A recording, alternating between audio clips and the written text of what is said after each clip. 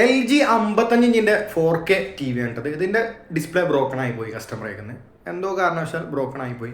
അപ്പോൾ കസ്റ്റമർ അവരെ LGയിൽ കോൺടാക്ട് ചെയ്ത് പറഞ്ഞതിൻ്റെ സെയിം ഡിസ്പ്ലേ ഇടുന്നത്. അപ്പോൾ വലിയൊരു എമൗണ്ടാണ് LGക്കാർ പറഞ്ഞത്. അങ്ങനെ കസ്റ്റമർ നമ്മളെ വിളിച്ചപ്പോൾ നമ്മൾ പറഞ്ഞാൽ നമുക്ക് ഇതിനകത്ത് സെയിം ഡിസ്പ്ലേ ഇടേണ്ട യാതൊരു ആവശ്യമില്ല, നമുക്ക് എന്ത് ചെയ്തില്ല മോഡിഫിക്കേഷൻ ചെയ്തിട്ട് പുതിയ ഡിസ്പ്ലേ ഇടാന്ന് പറഞ്ഞു മാർക്കറ്റിൽ കിട്ടുന്നത്. അങ്ങനെ നമ്മൾ എന്ത് ചെയ്ത് പഴയ കാര്യങ്ങളൊക്കെ ഒഴിവായിട്ടാണല്ലോ. അപ്പോൾ പുതിയ കണക്ടർ പിടിപ്പിച്ചു, സോഫ്റ്റ്വെയർ ചെയ്തു.